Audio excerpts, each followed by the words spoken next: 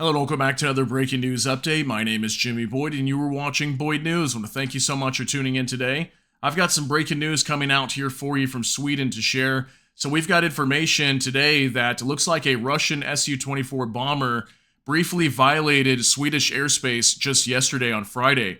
So this is a SU-24 bomber from Russia, and yeah, it was flying to the east of Gotland. I've got a photo here for you right there in the middle of the Baltic Sea, that orange island. So it's an island right in between Sweden's mainland, and the Baltic nations, Lithuania, Latvia, and Estonia. So Gotland is Swedish territory, and apparently it was flying to the east of Gotland and briefly violated the airspace of Sweden. So very big news. Sweden's military is coming out and reporting this today, and also Swedish Foreign Minister Tobias Billström, he also called the airspace violation unacceptable. And this is the first time in the last 2 years that this has happened inside of Sweden. We also had some reports, I believe it was on June 10th, I think it was on Monday if I'm not mistaken, that there was 4 Russian military aircraft that violated Finland's airspace as well, and Finland is a neighboring country right next to Sweden. So we're starting to see Russia do this a lot, and clearly there's a lot of tension between NATO and Russia right now, and obviously Finland and Sweden have both recently joined NATO, so this is very big news, and clearly this shows that Russia is not happy with these two nations that have obviously just recently joined NATO, but at the same time, there's lots of tensions going on inside of the Ukraine war right now, okay? There's lots of things that is upsetting Russia right now. We have Ukraine receiving lots and lots of support and aid right now, lots of weaponry. The Russians are failing in the Kharkiv region. They're not really moving forward on the Eastern Front as well inside of Ukraine. So it's really not going well for them, and Ukraine is getting massive amounts of support to hold Russia back. And we just had a ceasefire deal yesterday that was proposed by Vladimir Putin, and that seemed to fall through. That's not really going anywhere. So yeah, lots and lots of tension happening here, and I'm sure that's why we see these Russian aircraft violating airspace throughout, Finland and Sweden. So I want to show you this information here on Reuters. Let's talk about this some more. Sweden says Russian military jet violated airspace. This just coming out today. Swedish fighter jets intercepted a Russian military aircraft after it briefly violated Sweden's airspace on Friday, east of the Baltic island of Gotland. The Nordic country's armed forces said on Saturday. Swedish Foreign Minister Tobias Billström called the airspace violation unacceptable and said officials from the Russian embassy in Stockholm would be summoned to his ministry over the incident. We are in close contact with allies and partners about the events in our immediate area, Billström told Reuters in emailed comments.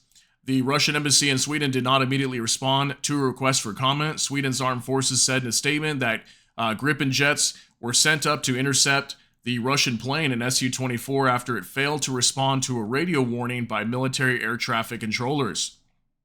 Swedish Air Force Chief Jonas Wickman said the incident showed a lack of respect for Sweden's territorial integrity. We followed the entire chain of events and were in place to intervene. So something I want to note here when it comes to territorial integrity, we've been seeing so much of this from Russia. Obviously, Sweden's been violated here. Finland, clearly, I just talked about that.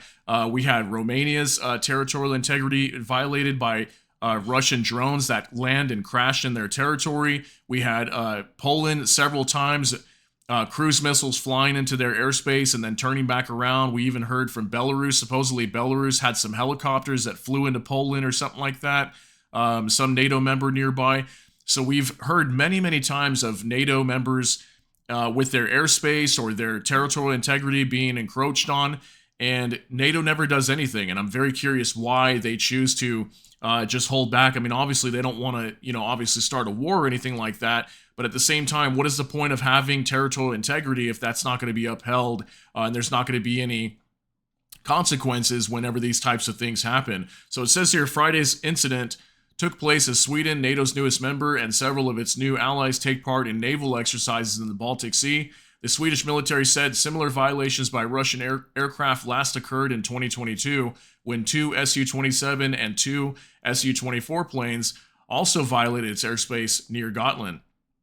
Sweden's neighbor Finland said separately on Friday it suspected that 4 Russian military planes had violated its airspace on June 10th.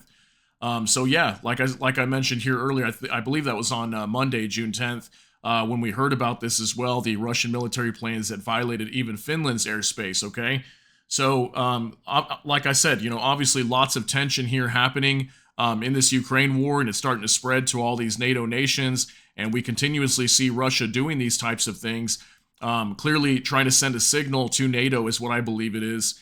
That they're not messing around here, and they're obviously very upset with what's happening in the war. Because again, Ukraine's getting so much support right now, and the war is not going well for Russia. And considering that they just put out a peace deal offer yesterday and it got shut down, we're gonna have to see where this war goes next. But yeah, I wanted to share this information with you and get this out there. But yeah, that's gonna be it for you. If you got something out of this, please smash that like button. Also, if you enjoy my content, please consider subscribing down below. Hit the notification bell, that way YouTube can notify you. And with that, I hope you all have a great day. Everybody take care and God bless, and we'll see you in the next one.